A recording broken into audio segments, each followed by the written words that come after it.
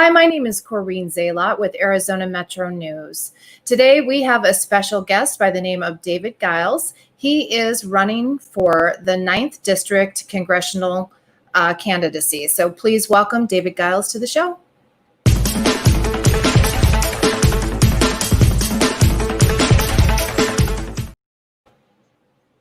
Hi, Dave. Hello.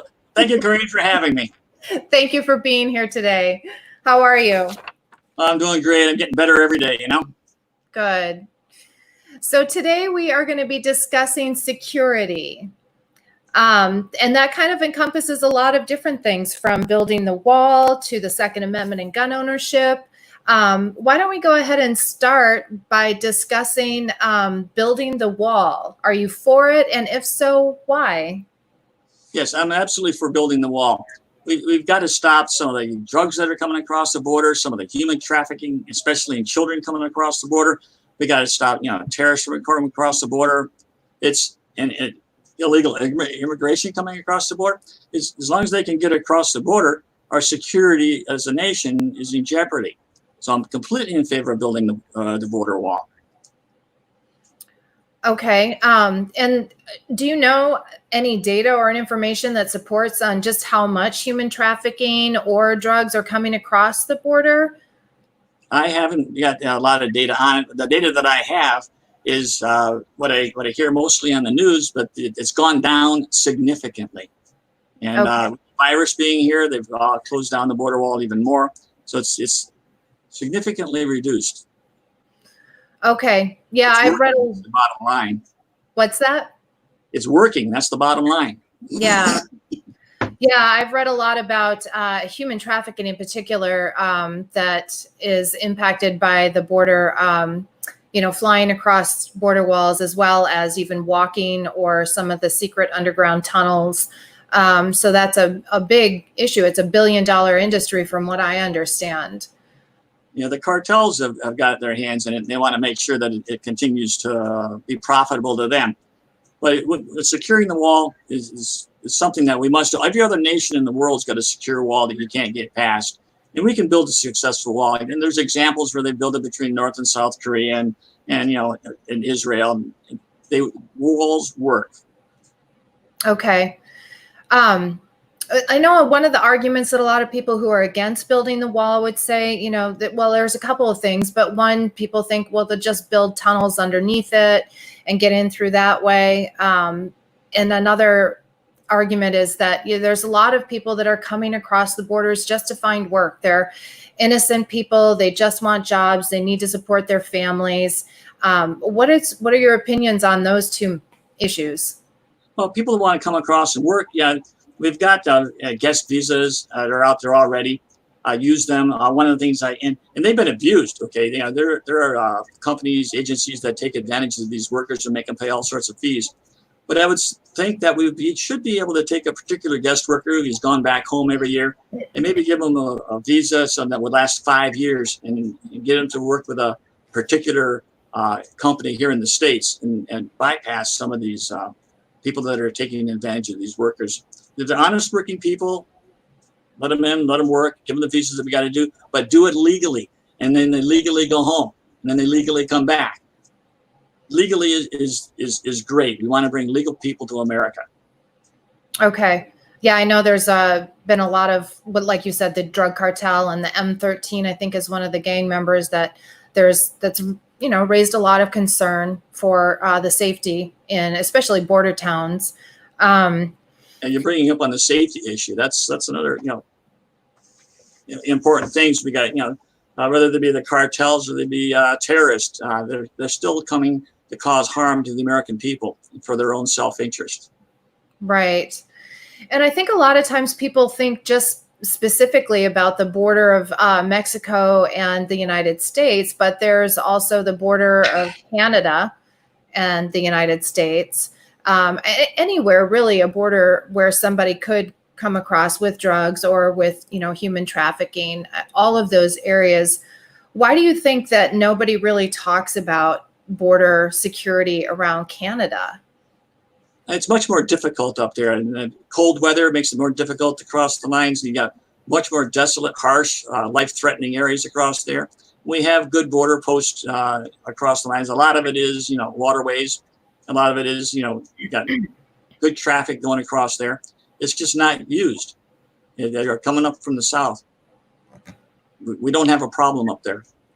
Okay. Okay. So then one of the other things that we wanted to talk about today was supporting the military and Space Force. What can you tell us about that? Yeah, in order to have a secure nation, we need to have a very secure military. Our military, we just put a lot of money back into our military. Keeping America safe is a little bit kind of like detente. We need to have the best military possible out there. And we just created the Space Force. Our president just created the Space Force program so we can take it beyond. And this is, we're explorers. We want to protect space. We want to protect ourselves from the space. And there's a little bit of space, going on out there. Some weapons that you might want to, make sure that aren't aimed at us. But yeah, we need to have the best military. We need to fund it the best we can and have the best military in the world. And we got it now. We're going to keep it, and that's going to keep America safe. Okay.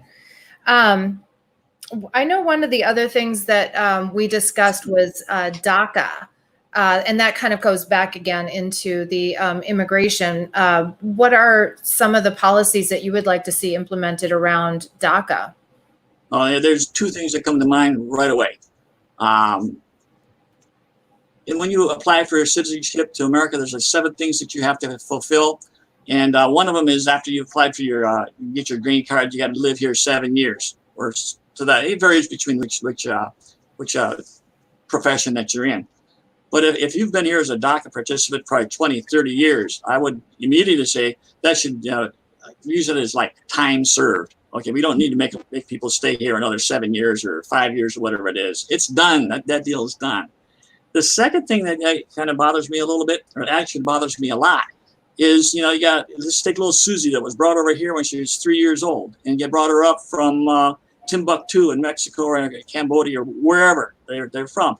We're sending people there to look for the background on these people to see if they're felons and criminals. And guess what, guys? You're not going to find anything there. They haven't been there for 20 years. There were 2 or 3 when they left under the care of their parents. There's not going to stop looking around. Stop taking the viewpoint that, oh, they're hiding something. That's why we can't find it. We got to look deeper. Stop that. Go straight to the firearms. Go to NICS, the National FBI background check. If you can acquire a firearm from the background check of the ATF, that should suffice. Because if they've been here since 2 or 3 years old, they spent 20 years here.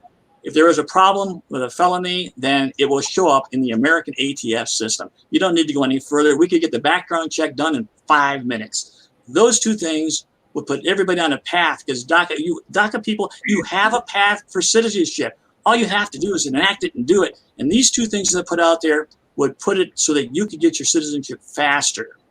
And we can't use the excuse that, oh, I'm afraid they're going to come find me and deport me. Yeah, the DACA people, they already know where you are. We're not going to deport you, especially if you got an apply for citizenship, and you can get it done in hopefully 6 months, and not for a lot of money either.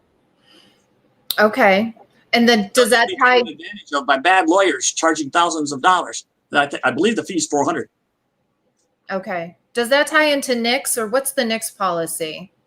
A NICS policy, essentially, if you do not have any criminal or felonies in your background, and there's the one that I don't particularly like, but it's no convictions of misdemeanors of domestic violence. And the reason I don't like it is a lot of people say, oh, he hit me.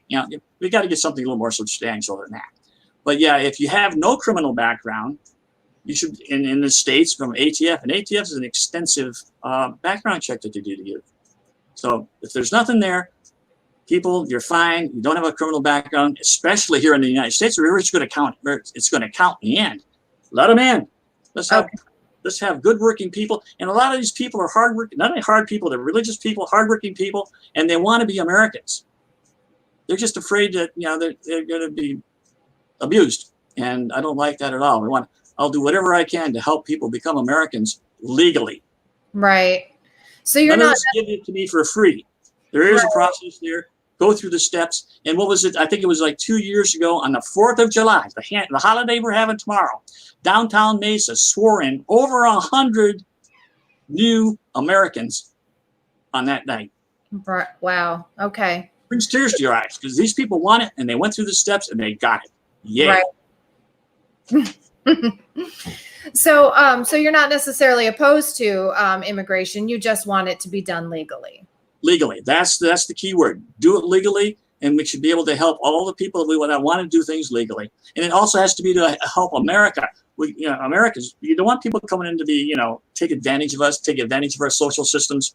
They need to be, prosperous people for America, and which means they want to be prosperous for themselves as well. The more prosperous they are, the more they're going to be helping America and make our economy better. It's a whole ball of wax, for lack of a better word. Right. It's all helping out. It's all positive, and it's for the best life of our people. Okay. So what about the Second Amendment with gun control and gun ownership? I know that that's another big conversation that goes on in society in general. Yeah.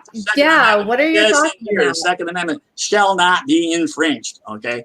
And in a lot of these places, we got to jump through some hoops, to get infringement. Like you can't have a weapon in Chicago, or you got to have this, you got to have that. But don't get me wrong. I am fully in favor of training and knowledge, and have everybody go out and get some training in a firearm. I would encourage having training, hunter safety course. I took a hunter safety course when I was like 13 years old. My father bought me a 14 shotgun for $5. I've still got it. But we should not make people afraid of guns. Teach them about guns so that they know about it. And the Second Amendment, it says you can have them, but let's get to training. We don't want no dumb sheep out there. We want people to know how to use them safely. That's the important part of the Second Amendment. But also, you are holistically of all security that we're going to deal with. We've got a good military to protect us. We're stopping the bad guys from getting in from the border wall. But the last line of defense is you. When your life is threatened, you want to be able to defend yourself. You ought to be able to you are entitled. You ought to be able to have a weapon and know how to use it and defend yourself, because you are your last line of defense. Okay, and what do you feel about the idea of repealing the NFA? Absolutely. I think the NFA should go. It's an infringement. Because what you're doing is making special rules. Like, I've got a concealed carry weapons permit. And also I'm also a federal firearms dealer. So not only does the federal government trust me, the state government trusts me, the county trusts me, and the city trusts me. They all trust me. So why should I have to jump through some more hoops to buy a silencer or buy a short barrel or buy a fully auto machine? All you're doing is your infringement on Second Amendment. When you look at things like Fast and Furious that have happened, the bad guys are going to get them anyway. They're not going to obey the law. They're not going to go through the hoops to get the stamp so they can have it. They're just going to go get them and use them. So all you're doing is harming the good people of our country by putting this, especially when it comes to silencers. You go to the gun range or something, and there's a lot of these bangs, booms. You could lose your hearing and make you wear earmuffs and stuff. Silencers just to be more for recreational or hunting or whatever you want to do. Allow them to be out there. It's safer for yourself and for everybody else around you.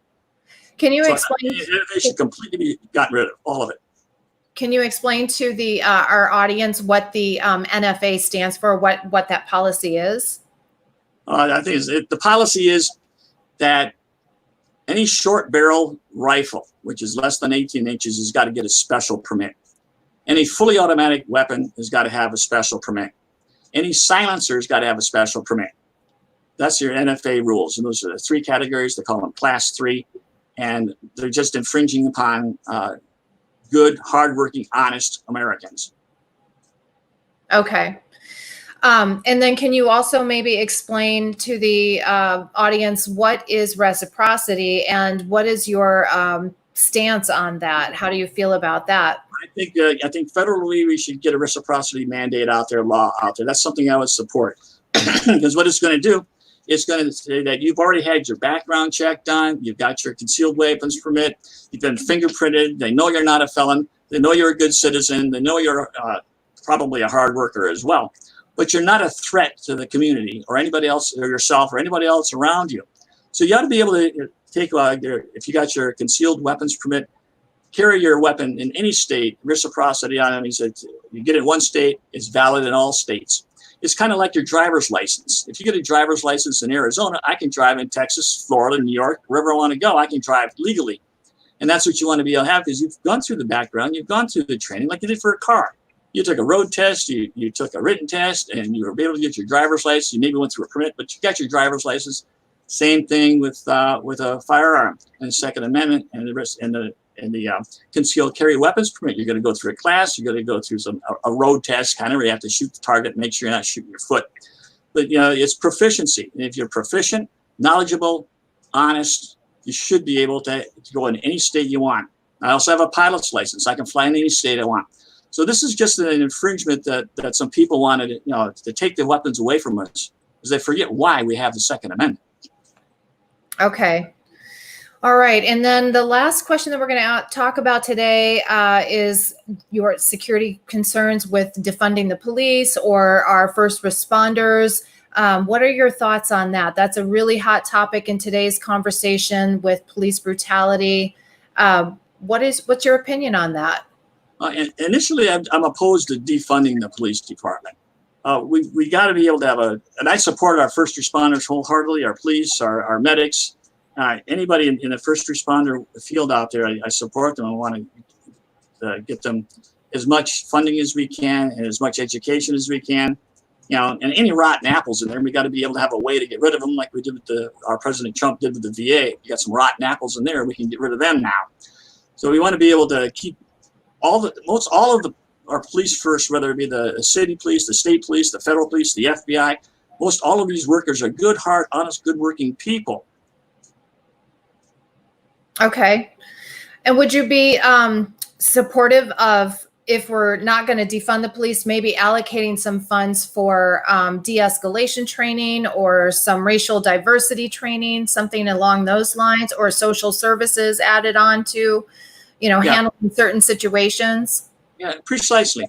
There might be able to have some of the social people brought in. There's two ways you can do it. You can give the money to the social services, or you can bring the social services into the police department. I'm in favor of bringing the social services into the police department, because we don't need to send a policeman to every little nicked toe that we have out there somewhere, or some of the scrap that's going on. Where some social people would be able to go out there, talk to them, solve their problems amicably, and have a solution without having a particular police force there with a weapon on their side that would be a little bit intimidating. So I would want them to be inside the police force, because they're under the same umbrella, and they're going to talk to each other, and they're going to exchange it. And the social people would know that if they need to have backup for somebody that has a sidearm, they can get it. So they need to be under the same umbrella. And get rid of the bad apples. They all know who they are. They're not hidden. They just got some rules where you can't get rid of them. But change the rules so you can get rid of them, like our president did with the VA. Anybody that treats our veterans bad, they're gone. And if you got some people in the police force, even in social services, that are treating our people bad, they got to go too. Okay. I want the best for our people. And whatever way we can, I'm open to discussion on this, whatever anybody wants to discuss on it, make the best for the American people, best for Arizona people, and especially the people here in CD9. I know our people that support our police here in Gilbert. Okay. All of our veterans agencies support them. Bikers support them. Good. And I'm a biker, by the way, so I support that as well. Good. Is there anything else that you want to add before we wrap up today's show? I want to keep our security the best in the world. I want to keep our police force funded the best in the world and best trained in the world. If we want to solve our immigration problem, we want to make it so it's best for America. We're bringing people in. We want to take care of our DACA problem people, because they've been there for so long. All they got to do is make it so they just fill out the paperwork and go. We want reciprocity. And, I want the best for the American people and the best for the people of Arizona. And I would ask for your vote so that I can show you and prove to you that I'm going to walk the talk. I'm not going to talk the walk. Perfect. Thank you so much. Dave, I want to thank you for being here today. I really appreciate you being here with us. And so you are, again, a congressional candidate for District 9. And thank you for being here. Thank you very much, and have yourself a great day, and God bless. Thank you. You have a great day. And I want to thank our viewers for being here with us today. My name is Coreen Zalot with Arizona Metro News.